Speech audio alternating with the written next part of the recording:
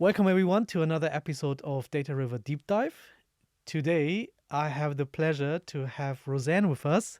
Rosanne, it's such a great moment to have you in the podcast. Thank you so much for having me. I know it's been really great to meet you on LinkedIn, and now we're in person. Exactly, we are engaging whenever it's possible on LinkedIn, and if the LinkedIn algorithm, I must say, is allowing me to see your posts. But yeah, now finally in person in London. So yeah, and let me say this: we always start with a fun fact about a river at the beginning of the session, because I don't know if I have told you. DRIVA, the company name, the D stands for data, and then river, so yeah. data river. Yeah, so that's why we kind of do this always at the beginning. And you were born in Hong Kong. You moved then to Sydney, Australia, as a kid. You were raised up there, and then you moved to London. Planned for 2 years, as far as I understood, and then you ended up for living here now for 16 years. Is that right? Yes, that's right. Okay. I'm still here. You're still here. So I was like, which river should I take? She gives me a lot of options. So I decided, because it's the Big Data London week, so I said like, okay, let's take a London river. I took the River Fleet. Do you know the one? No, which one's that one? Well, that's actually the largest river after the Thames, yeah. And it's flowing entirely underground and beneath, so streets and buildings for centuries even, yeah. And at certain parts of, I would say, extended London, you can hear it, yeah. So below the manholes, yeah. So in Clerkenwell, if you go there, I don't know if you ever want to go Clerkenwell, but if you go there, there's a possibility to hear it. And I thought that's actually a good metaphor for data culture, because organizations' data culture is kind of flowing below what the eye can see. Yeah, so it's a little bit of underground, and it's not invisible, but it's kind of dictating the behavior, the nurture, and the hidden factor of trust, of fear. And I thought, that's perfect when I talk with you. Yes. I'm getting a bit of geography lesson here as well. Yeah, so because this will be a lot of what we're going to talk today, will be dealing with cultural aspects and transformation and change and so on. So I thought that's a good choice. Yeah, that's a great choice. Do you know I have also a fun fact about a river from Hong Kong? Ooh. Do you want to hear it? I'll go and bring it. Okay. Because you know what is funny? So I was preparing for the session with you, and Joita, she's also born in Hong Kong. Yeah. And tomorrow I'm talking with Tian Kai. And Oh, he's right. also born in, or he's like, yeah, having also his roots from Hong Kong. Yeah. So it's like, I have three people who are actually kind of representing Hong Kong. Yes. So, yeah, so in Hong Kong, so that was my alternative. There is I have to check the name, the Xing Moon River in Sha Tin, and it was heavily polluted. Okay, so in the 1970s. Yeah. And people called it, that's why, the smelly river. And then they kind of dedicated to clean it up, and they did. So now it's one of the main spots when there's seasons for festivals and so on. So they do now like a lot of dragon boat racing and on the river and everything. So from a toxic river to a cleaned up, kind of providing social culture. This river was is heavily changing. So I thought that's also maybe not a bad choice. Cleaning up the bad culture and turning it into a good culture. Exactly. So that about the river, but now let's talk about you. I've been looking forward to this conversation for a long time, and I'm glad that finally we have the chance to talk. So you are the CEO of XcelerateIQ. Yes. And you have a large amount of experience in data and AI culture change, culture in general. And you spent over a decade at Coca-Cola Europe Pacific. And you have basically built up methods, procedures, in data, handling data, and now quite heavily, I would say, the last years also when it comes to generative AI. And you have been also quite well recognized, I would say, within the data community. So I'm a fan of your content when it's on LinkedIn. Thank you. And I don't know, I have to admit, your content is always really helpful and allows us to reflect on different angles. And I can clearly see the large amount of experience that you have and the methods that you introduce. And I'm apparently not the only one who's recognizing that. You are also known or you have been nominated for several awards and also won awards. So if British Data Award finalist in 2025, winner of Digital Edge Magazine Business Leaders Award in People and Culture. So it's a pure honor to have you here. Oh, thank you. I'm really glad to be here. Thank you. So yeah, is there anything that you want like the audience to know about you, a little bit about your path, about your vita a little bit, like something that you would like to share with us? Yes. So I actually started my career in finance. Yes. So I started off with Deloitte and got my chartered accounting diploma. I actually did a lot of finance transformation in oil and gas, mining, biotech, and then moved into finance transformation at Coca-Cola. And that was always the people change of finance transformation. So you're changing either systems or processes, but there's always that human element, that people element that needs to be brought on board in order for that successful finance transformation. So that's my past prior to data and AI culture. Yeah, great. And I would just maybe build on what you just shared. So you said you started at Deloitte, and then you were at, I hope I pronounce it right, Amgen? Yeah, it's Amgen. Amgen, Petro, Canada, and then Rio Tinto. So you actually started your career over in down under, yes, Australia. in Sydney, yes. Yeah. So how was it from a cultural perspective, if you think now about how organizations are operating over here in the UK or Europe? Yes, I mean, like when I came over to Europe, there was also the cultures of the different, like the French culture and the German culture and how they work and speak and relate to each other. But then a lot of the companies I've worked for over here were quite multicultural, so you had to learn the different norms and communication styles, and understanding how people work help you kind of convey your message and bring them aboard. And I think that's a really key skill to learn these days, especially with AI, is how do you articulate your ideas? How do you articulate your influence to motivate the other people to be on board, join in the discussions, and then also where you want to take them on that journey. Yeah, I can imagine. Yeah, I can imagine it's a big difference between what you have been exposed or have been working with in Australia, and then, as you said, over here, where is a bit of mix. People come flying in on a daily basis, leaving on a daily basis. Yeah, I can see that. Yeah.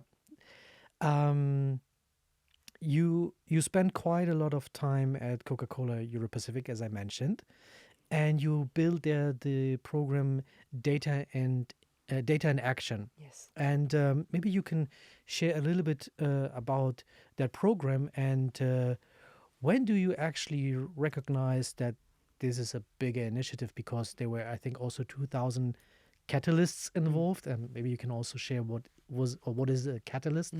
But yeah, maybe you can, or I would like to hear a little bit more from you about the program that you have initiated. Yes. So that was a program that started on a concept of a piece of paper.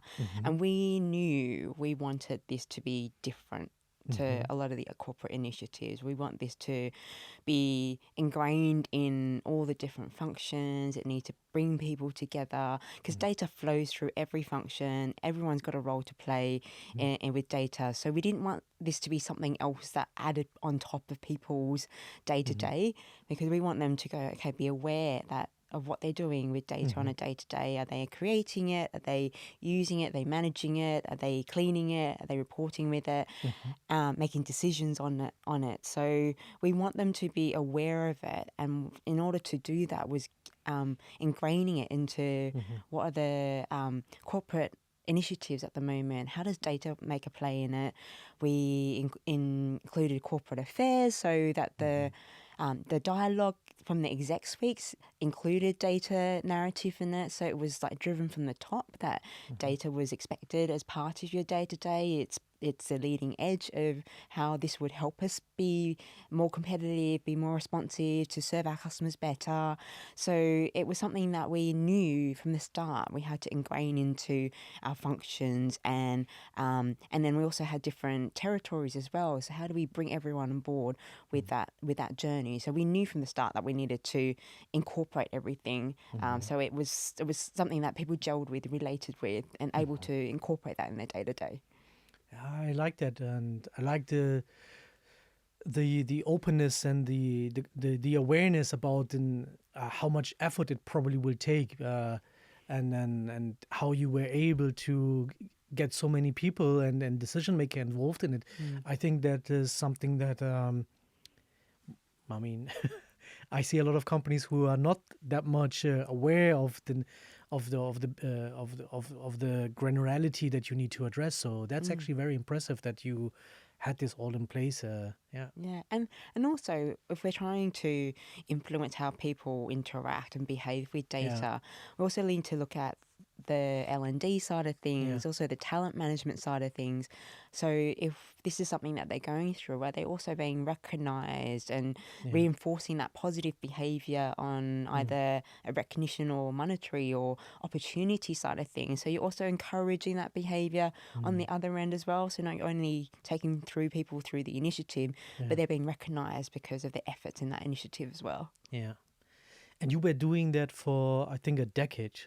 So I was in finance in Coca-Cola. I was doing the finance transformation in Coca-Cola. And then they were building up the data analytics team. And they saw the people element that I had with the finance transformation.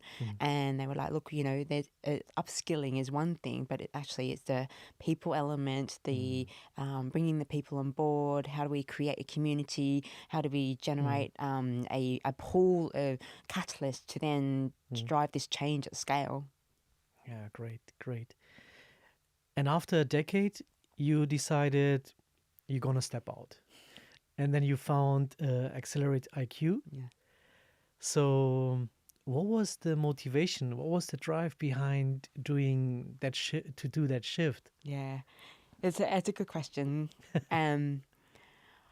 I saw the change at Coca-Cola. I saw the people change their behaviours. I saw the data spark coming up from the community. And then that was also when ChatGPT also exploded, which then widened the data and AI skills gap that both you and I talk about a lot on LinkedIn. And I thought, look, I absolutely loved what I did setting up the data and AI, the Data in Action program. And it was definitely something like I found myself doing. I really enjoyed it. It was something that I woke up every day and going, this.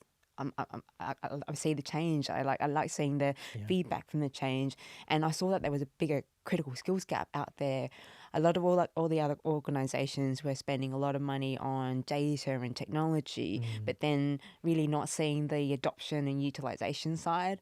And then with AI, a lot of individuals felt like they were being left behind. So I was like, look, I've set up the legacy at Coca-Cola. Why not take a bet on myself, invest in myself, and scale this on a larger global scale? So I was like, well, I can always go back to corporate if things don't work. But I've absolutely loved the journey over the last 2 years, being able to speak at events, work with different clients, meeting people like yourselves across the world on how do we drive this movement across the world and help people either in organizations or individually on not being left behind with this whole data and AI movement. Yeah, and what I noticed about your approach is, I like that it is built on experience, and it's also scientifically, I would say, proven and fact-based.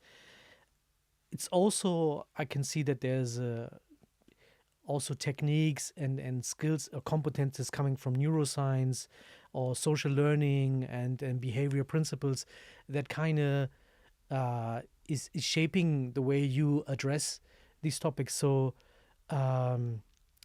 is that freedom that allows you to now combine these different dimensions and so on, is that also, or was that also something that you knew from the beginning that you're gonna go for it, or was it something that kind of developed itself or evolved during building up your own brand and company? Yeah.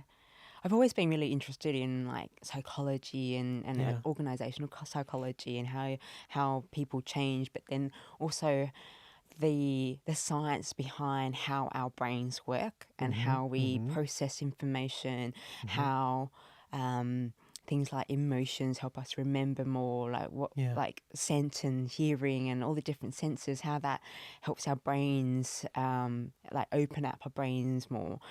And I see so many data and AI initiatives that it's like just a tick box exercise. It's like, we'll give you a whole lot of content, you'll go through, you'll get a certificate, you'll get a badge, and then we're expecting then people to change how they work overnight. And that's not how our brains work. Like there's so much science and research on how people think, how people absorb information. You've got your short-term memory, your long-term memory, and then how do you turn those learnings into actions? How do you actually turn them into conscious actions and subconscious actions?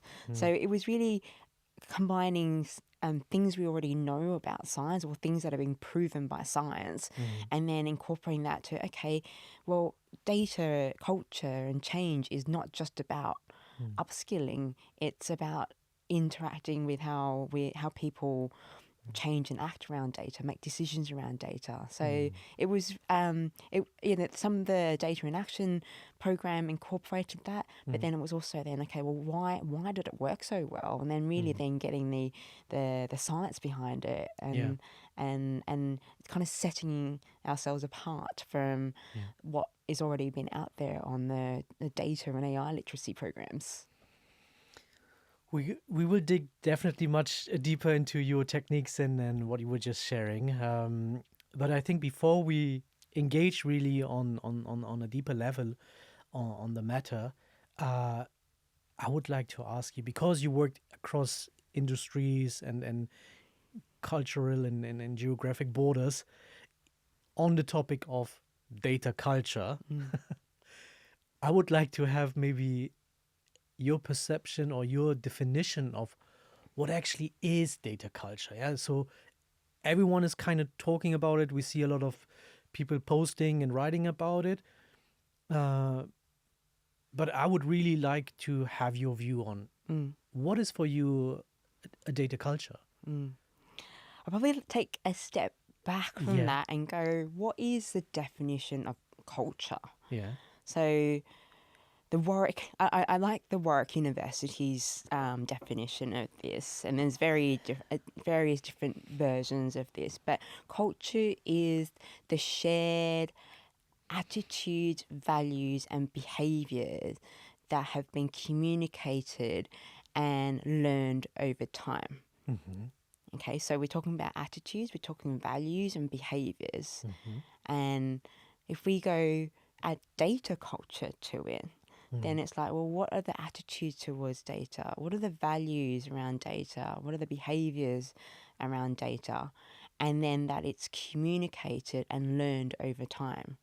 So it's how people think, how people interact, how people make decisions around data. So it's how we not treat data culture as a separate pillar, but it's understanding each organisation's different culture. So every organisation is different. Coca-Cola's culture is different to Pepsi's culture, but understanding what that organisation's culture is, and then how we weave data into their behaviours, values, attitudes, and then how is it being included in the communications and then learnings. How was that for a Yeah, response? it's a great response, and I think it resonates a lot. Yeah, because you go beyond just what maybe a lot of data professionals try to address, which is how you're responsible for data culture. So please work on that. But as you said, we need to do a step back and we have to ask the questions: what's actually organizational culture and what is shaping it? So in that sense, a data culture is part of a bigger picture or a bigger culture, which is the organization culture, right? Exactly. And that's shaped by, the existing cultures, leadership style, communication style, the talent management style we were talking about earlier. So these are all things that reinforces certain behavior within an organization. And then how do we then go, okay, how do we use that as something, as levers to drive this data culture change? Yeah, that resonates a lot. Yeah, I really like that. So now, as you said, habits and norms are part of culture. You said, I think, one of your posts and or articles, I read that you kind of were indicating that traditional literacy programs might not be fitting to addressing then the learnings that individuals of an organization have to go through when it comes to the habits or the norms that or patterns that now is required to deal with data and AI. Yeah, and you also said like people kind of might struggle a little bit with the adaptation that they need.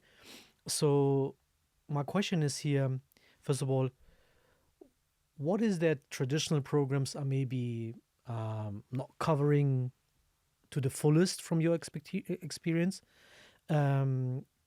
Yeah, let's start first of all here. Yeah, so a lot of data literacy programs I see are very content heavy. It's very one way heavy. So it's you sit there, you go through the content, and then you take a quiz, and then you get the certificate. And the thing is, there's the forgetting curve that on the science side of things is like by the end of the day you've forgotten 50% of it. By the end of the week you've forgotten 95% of it. And then we wonder why when people go through this program, yes, participation rate is great. Everyone, 95% people have done it. But then when you look at the data analytics tools, people aren't using it. It's not driving better decisions based on the data. People are still extracting Excel downloads than using the dashboards. And so how come some of these learnings haven't translated into behaviors? And that's where there's that kind of event mentality trap that, yes, we've ticked the box, we've provided training, but then has it translated into changed behaviors? Yeah, I understand your point. So it's I do it for the sake of I have to do it, but it's not really something that has been really reflected on, and it has lead to a mindset shift in that sense. Exactly. So things like after the program, after the course, is there a follow-up? Is there a reinforcement? Is there a reflection on how this applies to my role? Because sometimes the examples are quite generic. So a training might be done and someone from commercial is like, well, how do I apply this on a commercial sense? Or someone from supply chain, how do I apply this to a supply chain sense? And they're very different applications. So how do we help people go, I've learned something, this is how I will do something different tomorrow based on that learning? Yeah, it's much more tailored in a sense and more suitable to the group that is basically then needs to be addressed. So my question here would be, would you agree that a lot of leaders expect a little bit of having a framework, maybe even a kind of general framework, and then they say, like, as you said, like, okay, now how many people have attended the class, how many have maybe passed it, and so on? Is that still at the forefront of data and AI literacy programs and culture programs? Is that something that you see? Yeah, the upskilling side of things, the training side of things is needed. Yes, of course. But I think you mentioned the leaders, and I think the leaders, like we call leaders like catalysts, your influence, your key influences of your areas, and you have a really big role to play in helping your teams drive that learning into action by asking them the right questions. Yeah. How have you made that decision? What data did you use? What tool did you use? What are we missing here? And then that drives the behaviours of, okay, well, how did I turn the learnings into actions? How do I support my decisions with the data? Is there something that I'm missing? Have I spoken to other people on a different view of the data or the use of the dashboard? So it's then by asking the right questions and having that discussion in it, it helps with driving that behaviour. And then we talk about habits. It's like, how do you habit stack on existing team routines or performance one-to-ones? How do you include those conversations in something that's already in the routines? Yeah. Okay. So you basically try to focus on other factors such as trust, and you mentioned curiosity. So how can these catalysts, as you mentioned, create a setup based on your experience that is maybe nurturing this curiosity, dealing with fear that maybe arises when they have to deal with certain changes? Because, I mean, we hear it all over the world that AI is taking your jobs and you will be replaced, and or there's much more transparency on your area of responsibility needed, and that also maybe causes a little bit of fear. So, and where there's fear, you want to remove the fear and gain more their trust. So trust, fear, curiosity. If these are the dimensions that we have to think about, how do you try to establish here maybe mechanisms that allow you to maybe look more into these kind of currencies? I think the question about, will AI replace my job? Yeah. That is something that, in some ways, sometimes LinkedIn doesn't help because you have videos of doctors putting videos saying AI is going to replace my job. Yes. But I think we're looking at this in the wrong lens about. Yes, there's aspects that AI can do very well and do faster and have lots more capacity at it. But then where is the human element that either instructs AI, reviews the outputs for any ethical bias, hallucination, where's the empathy, the emotional connection that people connect over emotional connections.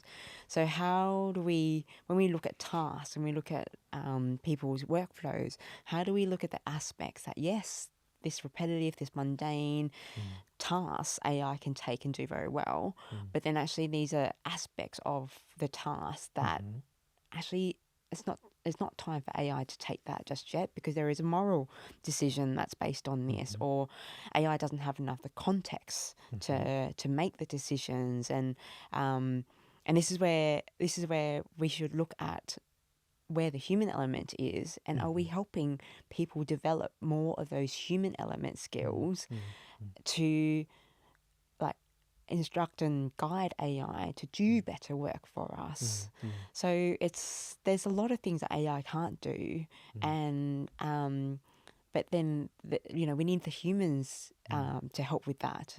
So how do we address those fears? It's not replacing your job; it'll be evolving your job, and being on that journey and upskilling and putting it into practice, building our cognitive capabilities to think with the machines is something that is going to be so different compared to all the previous generations. So this is a skill that people haven't really quite learnt at school, and it's by testing, learning, talking with others about how to work with this machine to get the best output. So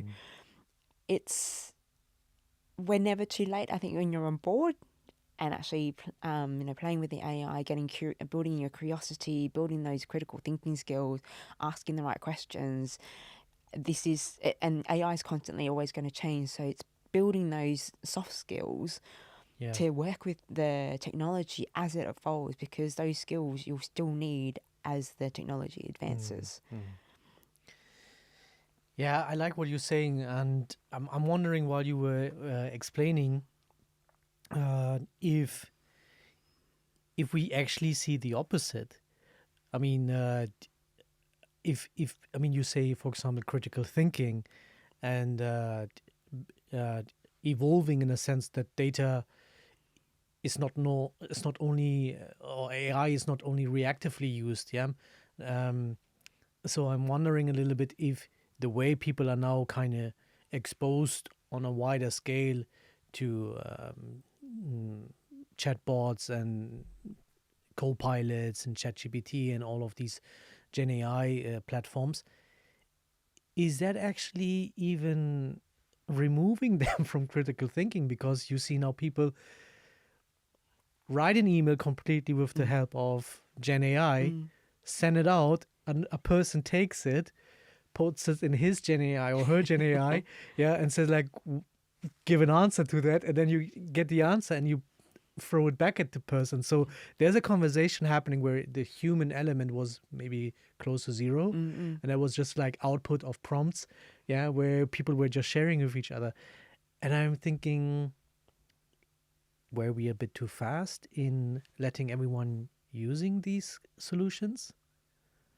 I think it's a good question, but at the same time, if the AI is taking a lot of the fluff around the communication, but then the humans on the other side going, I'm getting the key points, and this is what I need to do to move forward, and person B is getting the key points to move forward, then I think removing the fluff.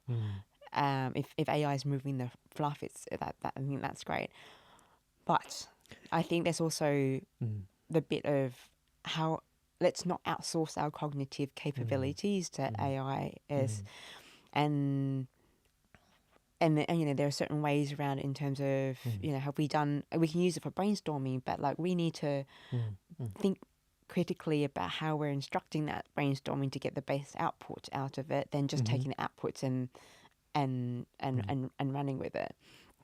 But I also think there's also ways that we can use AI to build our cognitive capabilities. So things like how do we use AI to improve our memory retention? So instead of memorizing spelling words, for example, why don't we use AI to create games on how to remember the structures of certain spelling better? So you're not just memorizing the words, but actually the spelling of how the structure of the words, why it works, and the soundings of it.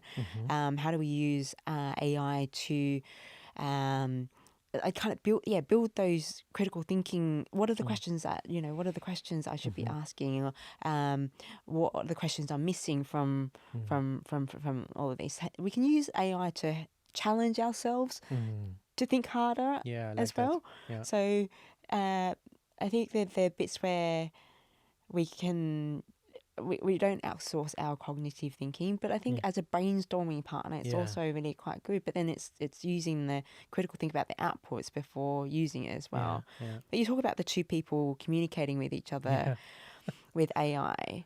There's a really good example that I really like is, so for example, what if those two people spoke different languages? And that's a good communication using AI to communicate. But think about them personality and communication styles. So if I know you're a red insights person and I'm a yellow insights person, and I want this point of communication to really resonate with you, the ideas are still the same, but how do I get AI to go tailor this message to a personality that's red? So it might give you bullet points and bang, bang, bang, bang, bang. And you might read it and go, yep, this is exactly what I need. No fluff. I can do what I need. But if I'm a yellow person, I would like, oh, hi, Rosanne, how's your day? It helps that kind of emotional connection piece. And then you might have the 3 bullet points, but actually if it comes across to me, it might seem really quite blunt and short and to the point, which is exactly what a red person like. But then as a yellow person, it's like if AI can tailor those 3 points and tailor that to my personality type, I'd be more receptive because I'm like, oh, you care, you asked about my day, and then that connection's better as well. I think that using AI to kind of tailor between different communication styles is something that could bring us closer together as well.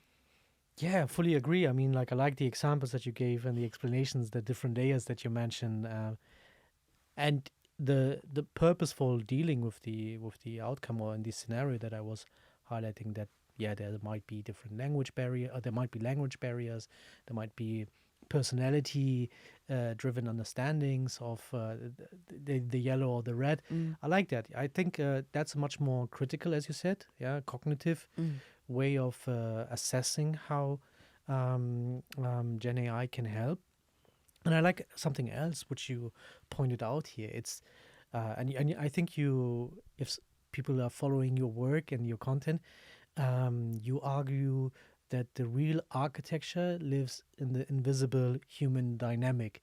So I think that was actually a good example what you just gave for that. And that is something that is beyond dashboards probably. So what would be, in that sense, from you, maybe good indicators highlighting that the data culture that is dealing with these invisible human dynamics is on a good path? What would be there something that you could maybe share as an example with us? I think watch how people are asking questions, if they're asking questions. I think when people are faced with fear, they tend to stay back. They want to watch. They that fear of failing or fear of being shown up. So when people don't feel safe, they feel the fear, there'll be less questions. But if you do have a good data culture, the curiosity's there, there's a psychological safety environment to ask the questions, that's where the open mindset comes in. That's where people go, well, what if? Are we missing something? What if we do something differently? Do we have all the data? What if we look at it at a different lens? The questions there shows that people are curious. They've got the critical thinking skills, and there's also a good environment that they feel safe to voice those questions. And I think if people are sitting in a meeting room and not asking questions, that's probably a big red flag that people are either not engaged or they're scared to step out of line. Yeah.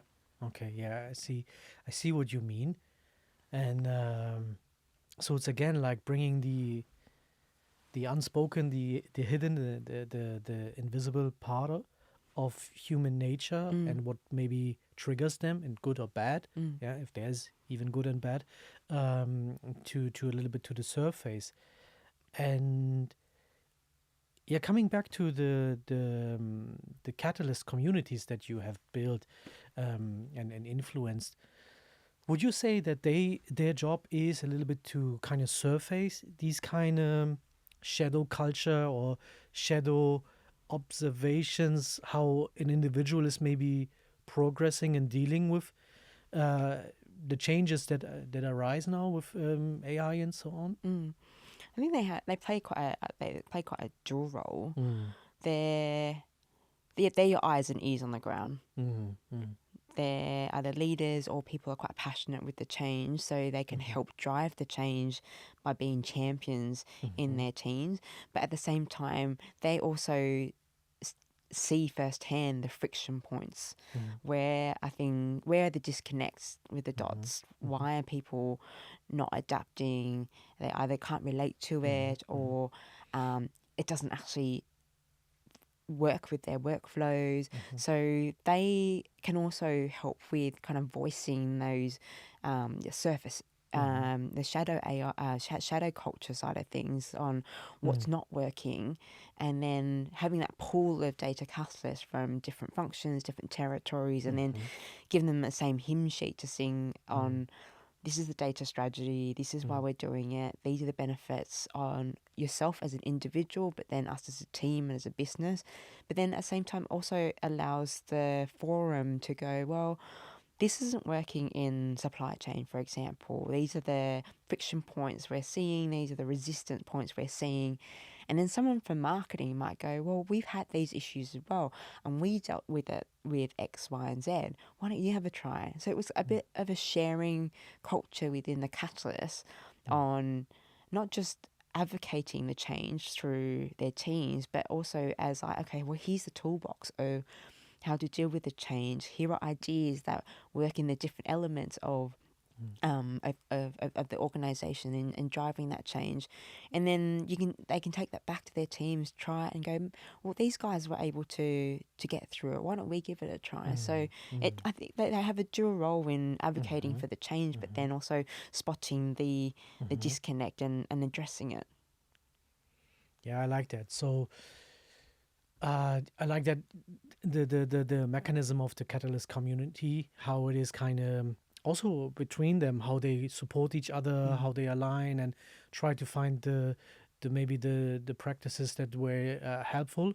Because as you said, the culture is shaped by the bigger culture of the organization. So someone has maybe better experiences and with dealing with that. So it's a good approach. I can see why you basically promoting the concept behind that.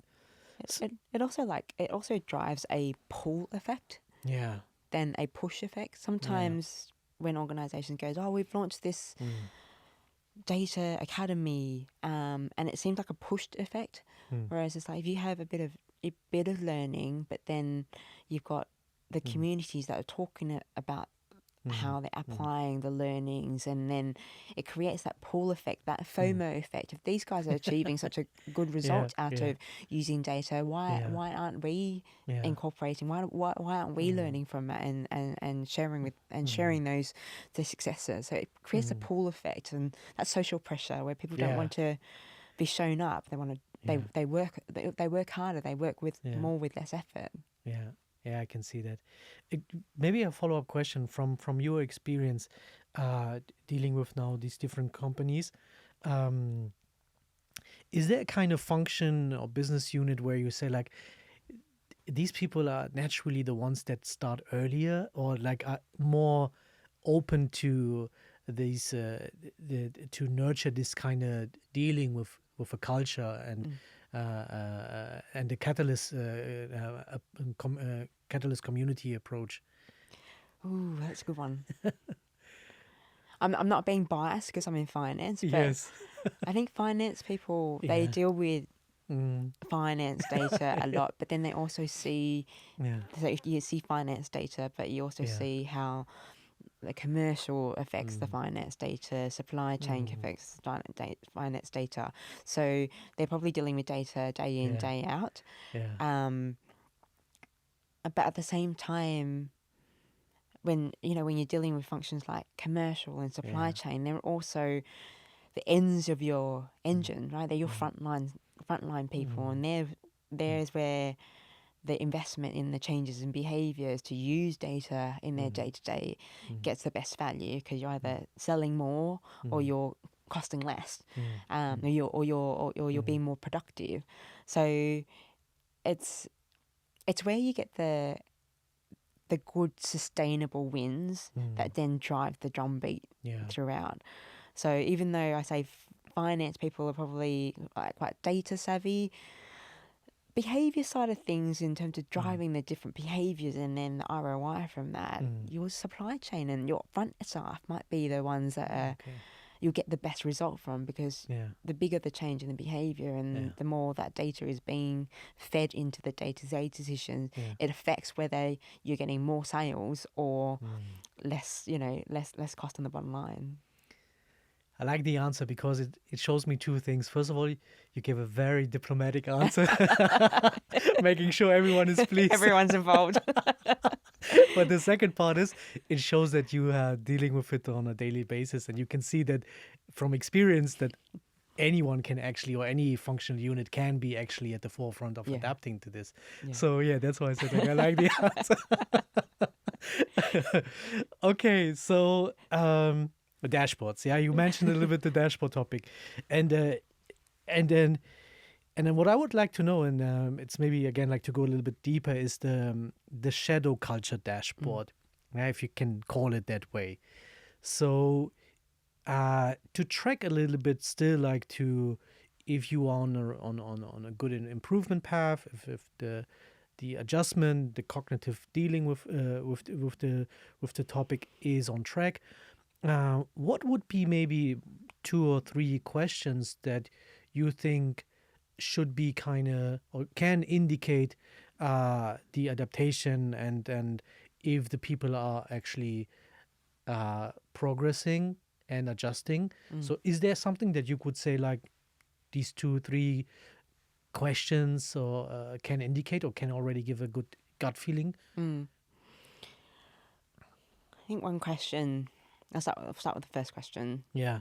I'd say, when was the last time data changed your mind, and did you act on it? Because that shows whether you trust the data to act on, that then shifted your thinking, and then also whether you've got the environment to act on it. Yeah, I like that because it has. Yeah, I love that because it gives you even the room for, as you said, like if it gives the environment to see if I can now even change my behavior and adjust in practice to it. So it gives you an internal view, but also it considers the environment. Yeah, that's really good. Yeah. And that's also like challenges whether people follow the data. Like when the data, like if the data differed from the instinct, which one did they follow and why? So it's like if the data challenged their instinct, and the thing is, I think instinct is a reflection of experience. Yeah. And I think when people go, don't trust your gut feel, well, your gut feel is based on experience, and we should use data to challenge that and to challenge the gut instinct. So, because the intuition gives you that context of over the years experience, that kind of thing, application. But if data, the story that data's telling you is different from your instinct, what did you do about it? So it's like, did you have the critical thinking skills? Did you dig deeper? Did you find out the real story, whether the data story is right or your instinct is right? So that then drives that kind of behavior a little bit deeper on, well, what did you do about it when the data was different to your gut feeling? Yeah, that's really good. I like it. Yeah. Because you're right. I mean, like a lot of people follow their gut feeling, and as you said, we try to maybe bring into another aspect to it by highlighting maybe these data reports or insights that we got out of the data, and we want them to trust the result. And in that sense, it's not only trusting what the numbers are saying, it's trusting your experience. And it's kind of where the challenge probably is for many people, that, hey, you now telling me what I'm supposed to do. I've been doing this for how many years? Exactly. And that's how we always were doing it. And now you come and you tell me, well, the data is telling me that your data is wrong. Exactly. And I guess that's where the storytelling, data storytelling comes into play as well. Because if you come into a presentation and just go, well, just present the data. You haven't taken people on that emotional journey. Exactly. You haven't taken people on understanding what what it matters Yeah. to them, what's the character of the role. You haven't taken them through that journey, that emotional shift to then go, actually, I relate to that. What do we do now? Yeah. So, and I know you like the governance side of things as well. And I think one of the other questions I would ask is, if you saw a data issue, did you fix it? Did you report it, or did you ignore it? Yeah. Also really good. Yeah. So if you fixed it, were you actually the right person to fix it? Yes. Yeah. Good Do you know question. the data quality standards to follow? So, or did you report it? So then the right people fixed it within the standards and norm, or did you ignore it in terms of you weren't aware of the processes in place to fix data, or actually you just didn't really care? So I think that also shows a really good sign of what the data culture is. With data quality is kind of like the foundation of a lot of things, and then rubbish data, rubbish AI. So very much. It's also then what do you do when you come across bad data? Yeah, I like that a lot. Also the storytelling aspect that you bring in, I think it's really good, because at the end that allows us to create common ground with the other person in the room, and meet them where they are, as you said. So if you don't mind, I would now shift the conversation to a game. Okay, I like games. Gamification is great. Yes, so exactly. It's a Makes little bit of things fun. storytelling. Exactly. So what we do always in between of the talking segments is that we play a game. Okay. And I asked you before, like, what are your hobbies? And you said cycling. Yes. You actually cycle every Sunday? Yeah, at least every Sunday. Yes. Yes. And I think it was even more than 120 kilometers. Yeah, 100. It reaches between 70 to 125 kilometers every time. Depends on if it's an event or just a club ride. Okay. Yeah. So I had to prepare a game based on this. Okay. So we will use now cycling as the theme for our game. Okay. So we're going to set it up. Yeah. And then you get a little bit of tough questions on the matter. Okay. Okay. All right. Okay. All right. So we are back. We are now in our cycling Cycling gear. as you clearly can see. So what we have prepared is the game Sprint or Endurance. Okay. So you, Rosanne, have to select boxes here on the screen. We will share that also with the viewers. So in the recording there will be a picture-in-picture, so they know exactly where you were going and what you were selecting. And behind each of the box is a sentence kind of, and you need to tell us if this is a sprint or it's something more in endurance. Yeah, so where you have to think a little bit more in long term, or it takes a little bit more time than a sprint. So that's all. Okay. Great. And you're free now to select the box. Okay. Let's go middle right. Middle right. Okay. Middle right. That's this one here. Okay. So we already talked about it. Catalyst. Creating catalyst communities across the business.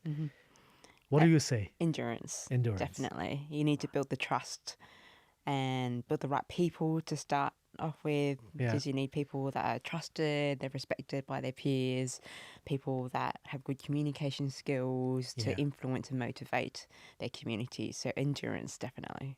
Okay. And maybe here a follow-up question. How do you select, is there a way where you say, this is maybe a good approach to identify a catalyst for the community? So there are some people whose roles are to be a catalyst. So they might be an adoption lead, they might be a product owner. So it is their role to influence people to increase the adoption. But then there's also people who have the drive. So people might volunteer themselves in to join a data catalyst community, but then also it's like allowing the leadership team to nominate people with these catalysts,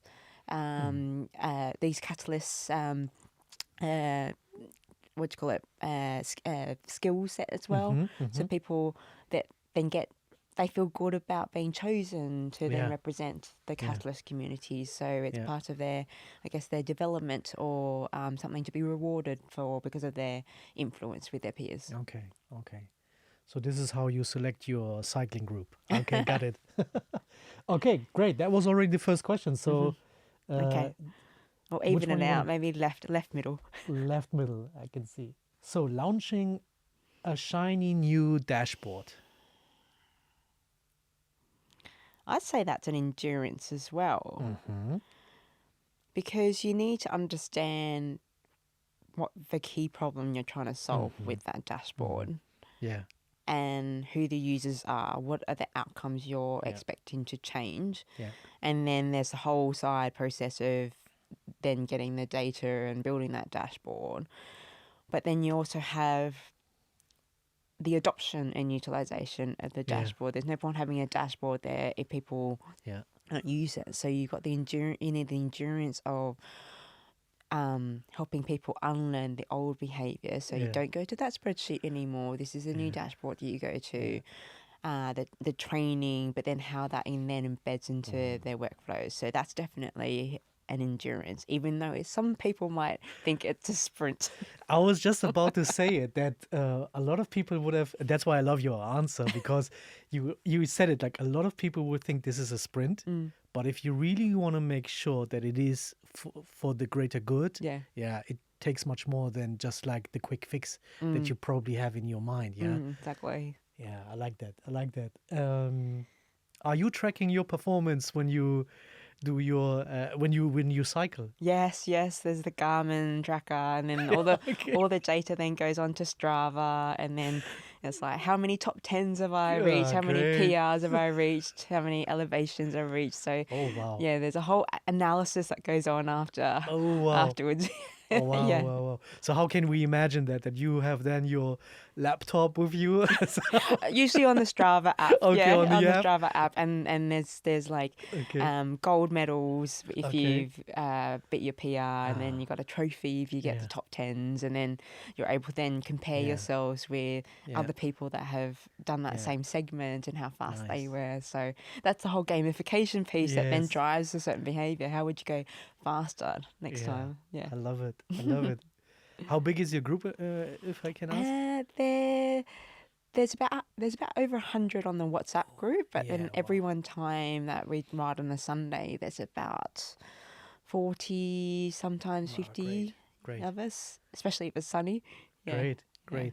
Well, if you want to share maybe with the community, with our viewers who are from London region, the community that you're part of, I think one or the other might would like to join. Yes, so I'm part of the West London cycling group.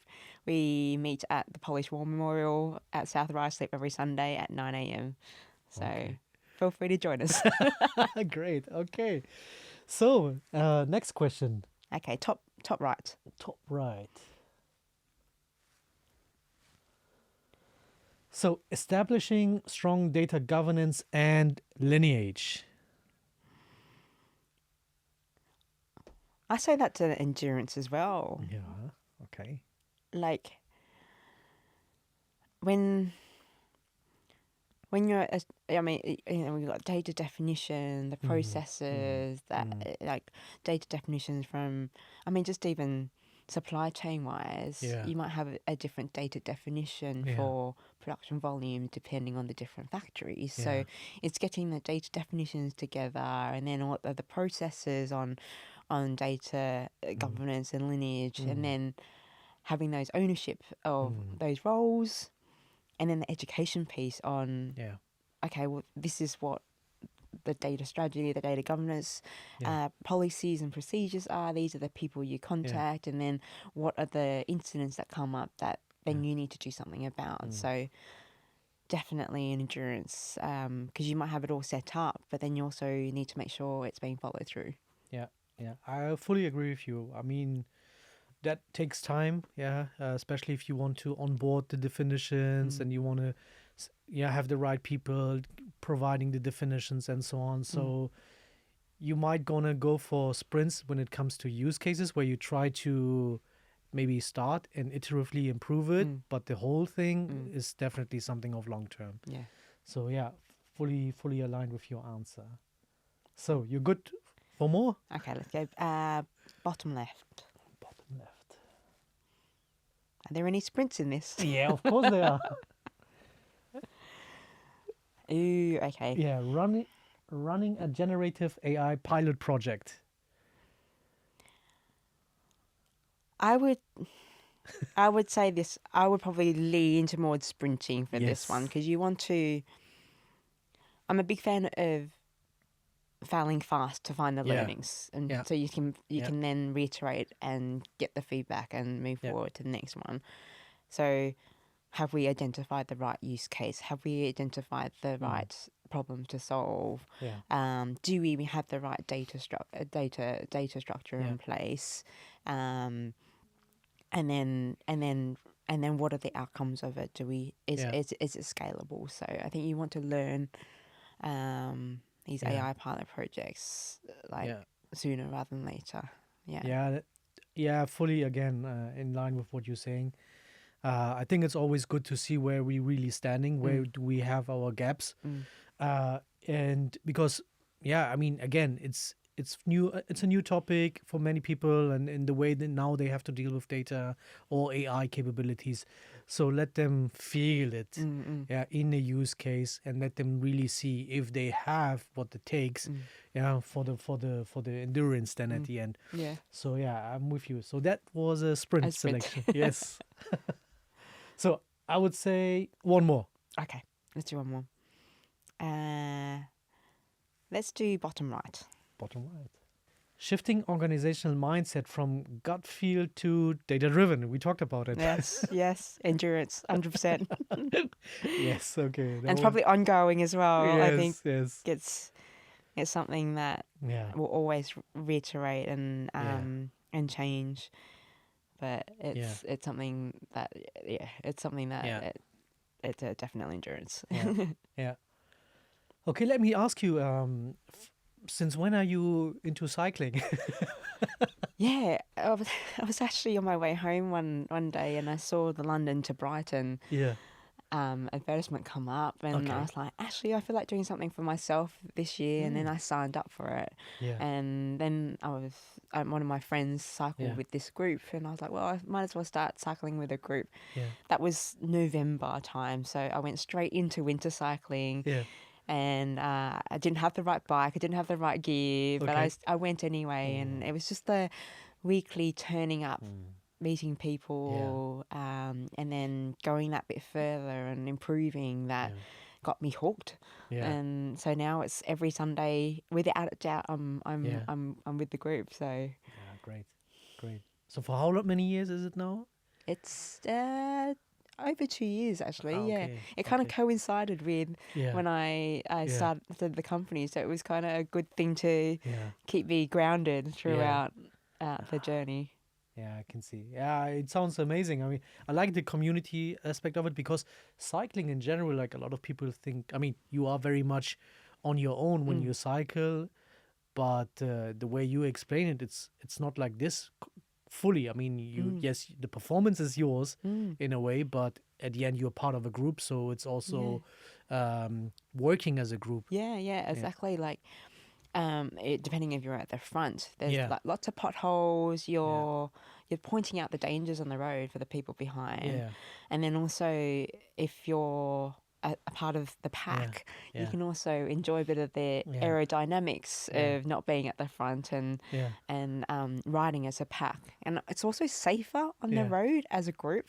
I'm quite small on the road, so it's safe. I feel safer being on the road with 6 other people in the group, and then we all then meet at the cafe stop to kind of discuss how our ride's been, and then we then carry on for the second half of the of the race.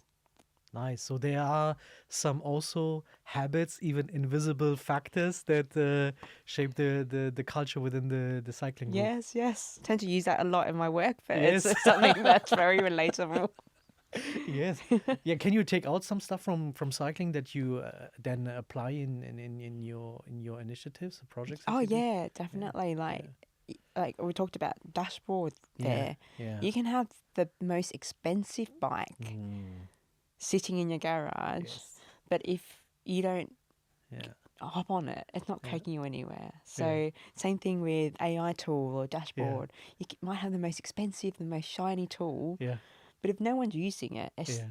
just going to sit there. Yeah. So Yeah. Very true. Very true. Come on, let's do one more. okay, let's go. Okay, top left. Top left. Even it out. Yeah. Micro learning sessions for data skills. Is that a sprint or endurance? Do you know what? I'm going to say this one's a bit of both. Okay. Yeah. So, as opposed to having a 6-hour Yeah. learning course, Yeah. you're having micro learning sessions, say 10, 15 minutes a day. Yeah. So that might be a little sprint. Yeah. But then you're doing it over time and you're strengthening those neuro pathways in your brain. Yeah. So I would say like the actual micro learning sessions are a sprint. You're having little sprints. Yeah. But then you're having intervals to help your endurance. All right. I take it. I think it's good. Yeah. I had also in mind sprint, but the way you put it, it makes perfect sense. Yeah. So great. That was our little game. That was fun. Thank you. My Thanks for putting pleasure. that together. So maybe before we jump to the next segment, you're traveling also around in your group.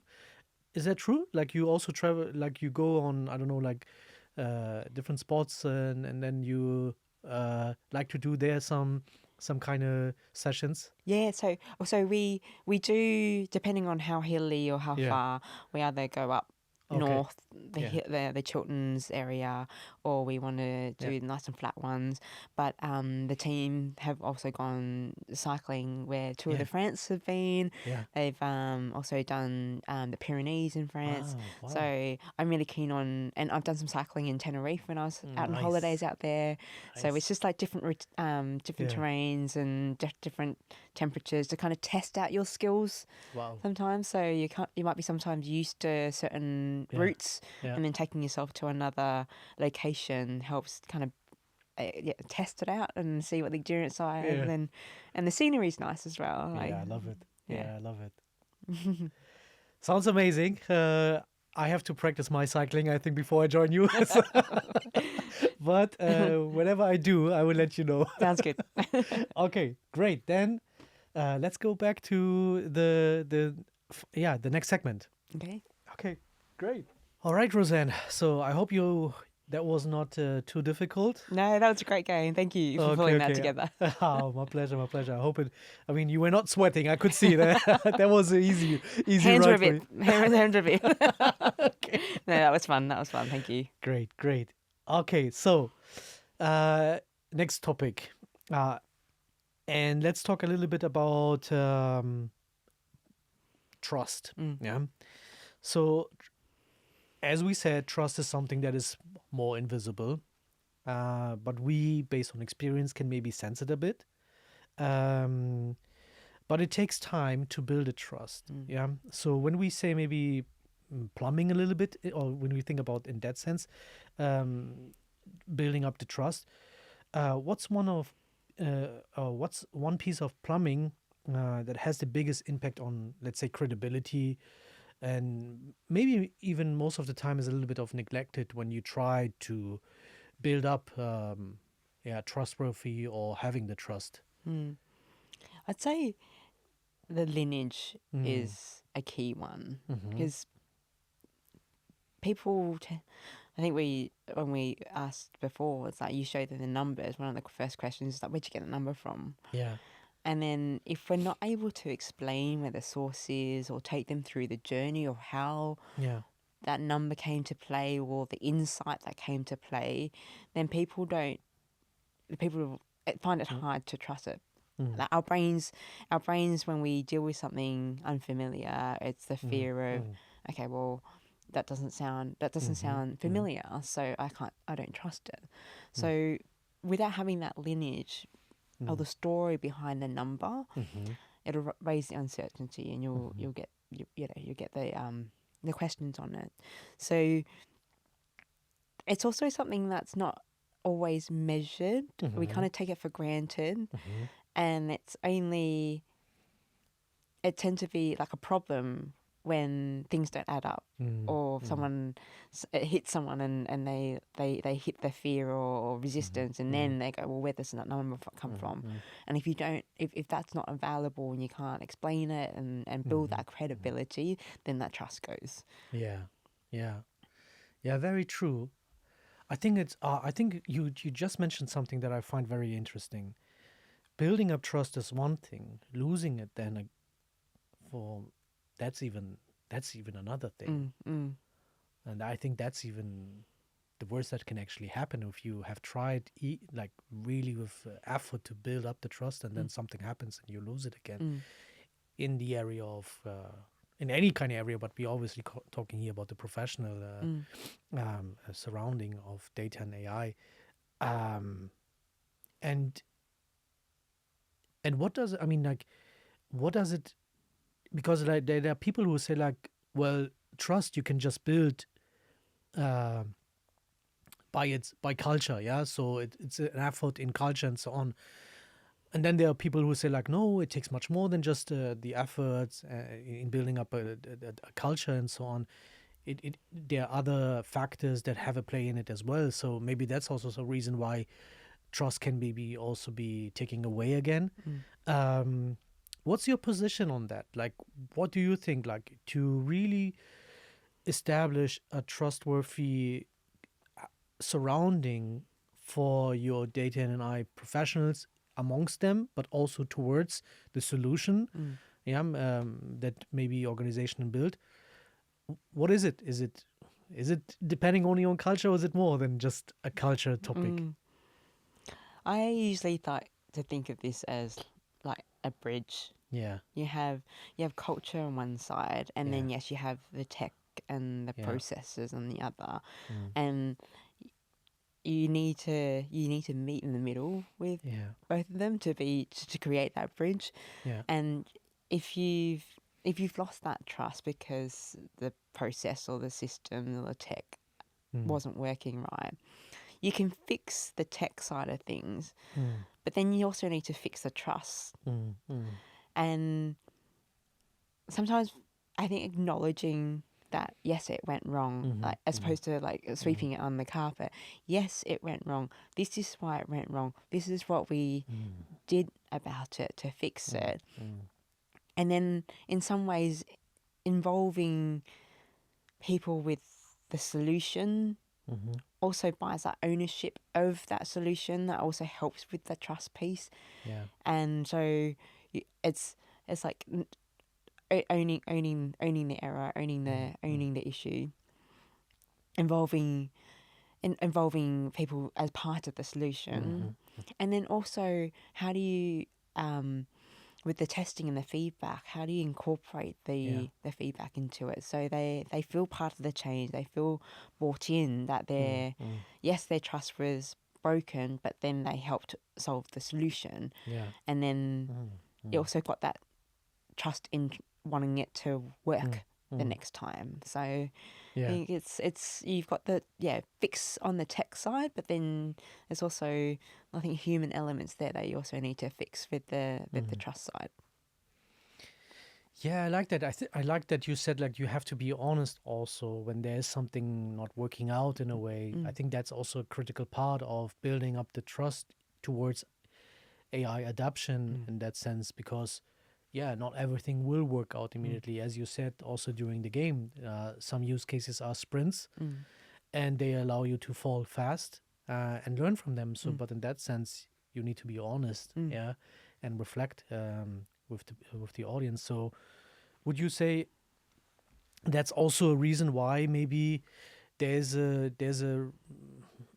noticeable, a little bit of hesitation when it comes to trusting AI solutions. So because of maybe the hallucination that we maybe see, the bias that we might see, is that something that you have noticed? We, the AI has always been called like a black box. Yeah. And especially with people that are starting out. I mean, I remember my first time using ChatGPT, and there's this like one bar Yeah. of white space, and you can put anything into it. Yeah. And I think we've been trained to just ask any questions, Yeah. and then the output of it is like, well, where does this come from? Like, Yeah. and in some ways, I don't think people understand the algorithm, the Yeah. logic behind it. Yeah. But I think now with AI, with like links to sources, there's the bit of transparency that allows to build that trust when you're using the AI. But then I think also there's the awareness that's required on, yes, this is how you spot bias, this is how you spot hallucination, this is how you sanity check the outputs, and how do you sanity check the outputs to different sources and validate it. Then they're probably the habits and behaviors that you ingrain in the people to build their own trust. So they're able to find out how the system, how the AI got the answers, and then verify that. Yeah, it's very true. Yeah, it's like when you said like there's one box and a black box, so and then we have to type in. I was thinking of Matrix the movie. Like, you're just typing in, and then it's something answers, and you don't know who is it. Yeah. Which kind of dark side is it taking me now? Exactly. And you're depending on the person to know to ask the right question. Yeah. And then you might also ask the same question to different LLMs and get different answers because of how it's been designed and configured. And then so, well, which LLM do you use for which causes? And it's understanding, this one's good for maths, this one's good for creativity, this one's good for coding. And then it's the awareness that comes with the transparency and then the fact-checking side. Yeah. Yeah, I agree with you. The awareness is, I think, very important here, and playing around maybe with different solutions. So, and because you don't know how the algorithm is built and how it is, with what kind of information it is kind of feed. Yeah. So fully with you. And maybe here a question, because it's about building up certain kind of awareness and also in that sense trusting the solutions and so on, because everyone is using it also, not only in their professional life, also when it comes to private matters. I mean, if I want to now like look for a recipe, then I ask also ChatGPT. It's like, hey, what do you suggest? Like I have these kind of ingredients. What should I make out of it? Yeah. You know? These are the ingredients in my fridge. Exactly. Send me a meal plan. Exactly. So I think like in that sense, when you engage also with the audiences of the organizations and so on, do you try also to allow them to look into their private life and see how they're using it, and with the examples, like it's again like a little bit of practicing and trying and so on. I find that usually the quickest way to break the resistance barrier. Oh, okay. I remember doing a ChatGPT intro course in Barcelona in a factory actually. So I didn't speak that much Spanish, they didn't speak that much English, and I was trying to drive the curiosity of a ChatGPT with the factory team. And then I had to actually use that exact example. I said, put in what's in your fridge. And they were like, my English isn't very good. I go, put it in Spanish. And then it put the ingredients, and then it's like, write me a meal plan. And then people that were watching then were like, okay, well, do you want to write a message to a friend? What topic do you want to write a message to a friend? So it wrote an email, and then I was like, oh, turn this into a WhatsApp message. So these are things that people relate to on a day-to-day that then triggers that curiosity, because you're breaking down the, oh, I don't need to write 10 lines of code. It's actually, I talk to it like a normal person. And I remember meeting some friends, and the person was like, well, I've got my wedding, my parents' wedding anniversary. I'm supposed to write a speech. I don't know where to start. And I was like, well, ChatGPT can help you with this. And he's like, I don't like, we're at a pub, so we weren't writing it down. So I just turned it on voice mode and just talk to it. Just talk to it like a person. And it generated 3 different, it generated a response. I was like, do you want it to be funnier? Do you want it to be more serious? Let's tailor it. But then these are, how do you pull out the day-to-day things that we need to do, and then use AI to trigger the curiosity of, okay, well, I can use AI for this, or what else can I use it for? And this is where just kind of breaking down those little barriers can help with, oh, well, I can do this, I can do this, I can do this, what else I can do?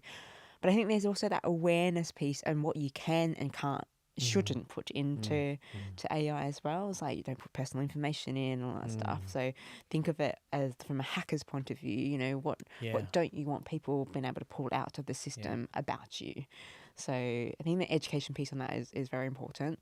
But I think leading curiosity is tapping into people's personal habits or things that they need to do to then kind of ease that kind of productivity, curiosity to go, okay, well, what else can I do with it?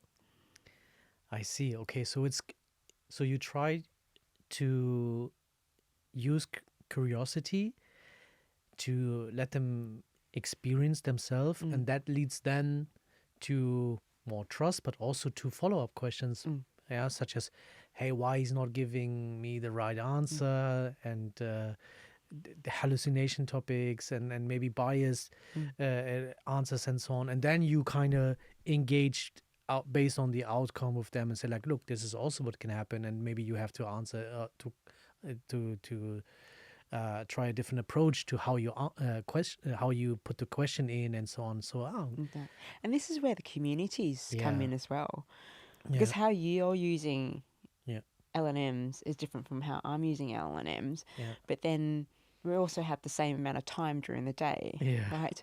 So I can't put as much as both of us in one day, but this is where the communities work really well. It's like, I've got this problem, I've tried this, and this. Anyone else had a better way of solving a problem like this? And then someone goes, oh yeah, well, I use this feature. And then you're learning twice as much in a short period amount of time. And then other people might be watching into our Slack or Teams conversation or WhatsApp even and go, well, oh wow, there's 2 different use cases that I haven't thought about. Well, why don't I give this a try? So you're multiplying the curiosity and in some way use cases, and then you're probably learning more with less effort and time, because you're sharing ideas and the problem solving with the communities. I like that. I would also hear like this community approach and of learning from each other. Maybe even also here again with the catalysts that bring the mindset in, but also the consumers of the solutions, and maybe even the ones that build up the solutions and so on. So I like that.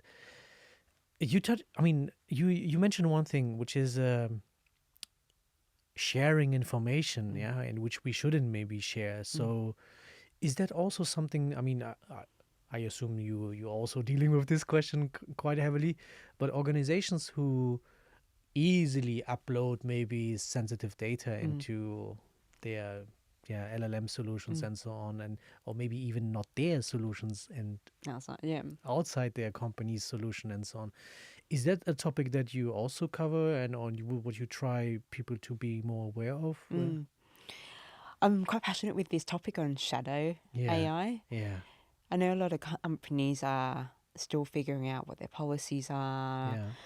but the employees Yeah. don't want to be left behind. They can see productivity gains from other people.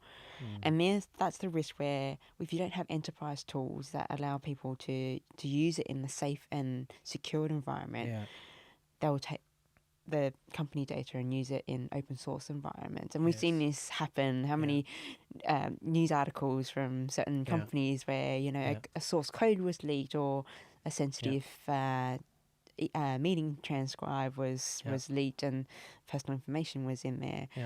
And I like to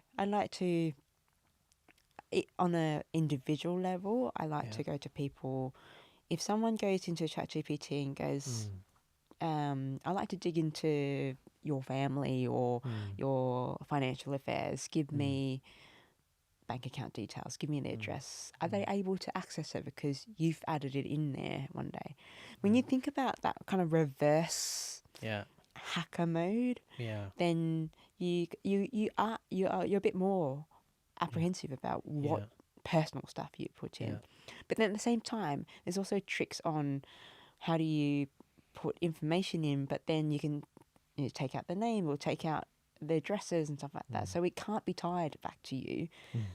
So there are ways to go around it, but it's being aware, so then you know what not to do, or pause before you actually use it. But then at the same time, the enterprise side of things is like, if you're slow on providing your employees with the tools and secure tools and the training, then they're going to drive that activity underground and you'll have no control over it. So it's balancing that, giving them the sandbox to experiment, to build those cognitive capabilities and not feel like they've been left behind. But then meanwhile, what are your policies? How do you handle sensitive information? What are the community groups to have those discussions with? That can be set up while you're still figuring out, or what tool do we scale with, or that kind of thing. Yeah, it makes totally sense what you're saying. I think that's very important to put yourself in this kind of reverse way of how my information can be used also in different ways, not only with my intention that I had initially. I think that is important, and companies need to have answers for that. And in that sense, it depends on education and literacy programs that allow the workforce to have the sense, to be kind of sensible in a way with this topic. And that leads me to the data and AI teams that build up these solutions, and how much this kind of mindset is there in those teams. Because I mean now, being a little bit provocative and sharing maybe a little bit black and white, a lot of data and AI teams are maybe very strong when it comes to engineering and building the tech pieces, and maybe they have a deficit in especially the factor of building trust, building awareness, and so on. So what would be a recommendation from your point of view how these data and AI teams can actually build up a stronger data culture that also has topics such as trust or curiosity and so on their vision? Like with the data and AI teams, I think tech skill can only get you so far. Yeah. And you can have great data, you can have the great tools, but if no one's using your tools, then it's like a bike that's sitting there not being used. But that's where the soft skills, we always call them power skills, comes into handy. Like what are your communication style? how are you storytelling with, we've got this data, we've got these tools, this is how it solves your problem. Or even understanding, spending time with the business teams and understanding what the problems are, and driving that emotional connection and go, okay, well, understand your problem. This is how certain data tools can help you solve your problem. Let's do it together. And then that builds that not data versus business kind of mentality, but actually you're a strategic partner to help the business grow, to help the business make better decisions based on data and AI. But that requires a lot of soft skill, power skills training, and it will take your tech skills even further because your tech and data are actually solving right problems. You're building the empathy and connections with your business stakeholders. You're partnering together. You're collaborating together, and you're sharing the results out of it as well. Like we're selling to more customers because this tool allows us to use this data to unlock these opportunities. It's a joint result. It's a joint outcome. So building those soft skills, those power skills to influence, motivate, understand, collaborate, can really, and I don't think any data and AI teams can function without them. I think it's probably as crucial as your technical skills, if not more important. So, and if we're asking the rest of the company to do data and AI literacy training, the data and AI team should be part of that as well. Sure. They should be part of the initiative. They should be part of the training. They should be part of the communication.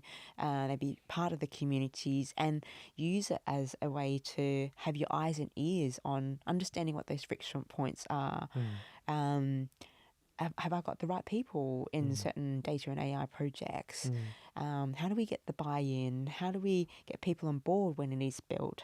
Who do we need to speak to get the training really embedded into certain behaviours and habits? So they play a real part, but they also need to be as invested in the trust as requesting it from the rest of the business. Yeah, I fully agree with you. They have to walk the talk. Exactly. Yeah. So they have to show basically themselves what it takes and what needs to be done and so on. And I must say, like my experience is that a lot of data and AI teams are always shocked when I say that to them. So I said for example, I said like, okay, we have defined data domains. So where's your domain? Why is it not there? Who's your domain owner? Who's your data steward? Where are your data quality rules and so on? Because you're also dealing with it. So like, what do you mean? So you also have to implement data and AI governance. So you have to show it to them. And it's the easiest thing. Like if you say like, look, what we expect you to do is this, and we did it already for us. So because you also bring in maybe a new language, new procedures and so on. So why not introducing these procedures and standards by showing them what you actually mean with your own topics and so on. So so while you were talking, I was like, yes, she also makes that experience. The walking to talk is exactly it. And then you're building that trust within the teams as well, as opposed to just trusting the data and the tools. It's like you're trusting the people behind it as well, that they understand the business problem, that it does what it says on the tin, basically, Yeah, very much. So maybe to ask here for maybe one simple daily or weekly ritual or approach that data and AI teams can use for themselves, but also then for the entire organization, that allows them to kind of dedicate or indicate the factor trust. Do you have there something that we can share here? I mean, I really like the sharing of success stories, and there's a whole science behind storytelling that we probably won't have time to go through today. But it's the whole. I like at least maybe once a week in your team meetings, so you're habit stacking on certain routines. Yeah. How do you share a data and AI win? But I say use the framework of, you've got the story. Yeah. So what is it that, what insight you came across? What tool is it? And then the action. What did you do differently? But then learning. So story, action, learning. The learning piece is who else can benefit from this story and how I did this differently. So you're scaling that impact. And so tag it onto your weekly meeting, so you're actually maybe learning something different about the story, action, and the application. But then what I also like is then taking these stories and have like a wall of wins or a winner's file for your team. So you're building this pile of wins over time that people can search on, people can go back to and go, oh, actually, I remember so and so mentioned this a couple of weeks ago. I've just come up with this problem now. How do I go back to it? So it's sharing that collective learning through stories, which then generates the emotions that then make people remember and want to then do things differently. So stories, action, learning, and then habit stack it onto your weekly team meetings. I was about to ask you for maybe some key takeaways, key points that you would like the audience to remember. Because we come to the end of the session, but I think you actually gave now really good insights what they need to do. And maybe to round up the conversation that we had is people need to know that, this would be what I would take as a key takeaway for me, is people need to understand that, first of all, data culture is part of the bigger culture, which is the organizational culture. As you beautifully explained it, and that trust, curiosity, and also tackling the fear is something that organizations have to engage with. And yes, it might take a data and AI team, but not alone. So these catalysts coming from different business units, functional units, have to work together in that sense. And and engage with people with different examples, as you said, using storytelling, using maybe daily routines such as cooking and email writing and so on as topics to break the barrier of trust and so on. So that would be definitely my takeaways, and also that you are a great cyclist. But anything else that maybe you think we should definitely mention again to the audience? This is from your game. Most of this is endurance. Yeah. There's no quick fix on this. There's no quick sprints that will get you. If it's fast results, you need to make sure it lasts for the time. You need to. It's sustained. It's a sustained journey. It's constantly moving. So you need to build the muscles so that you can have the endurance to last through the time. So I think endurance over sprints. Okay, I take that for sure. And now my final question. At the beginning of the session, I was sharing a fun fact or analogy which was dealing with water or river to then for data and AI. And we close every session where the guest is also allowed to maybe come up with an analogy between water or a river with or for data and AI. So that would be my last questions. Do you have any analogy?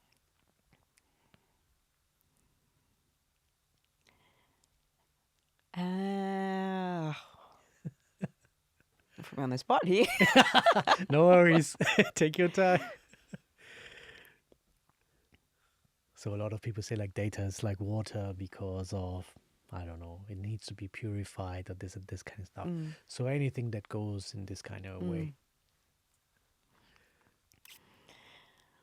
So I say, we talked a lot about sports and science, and I'd say, so our body's made out of 80% water.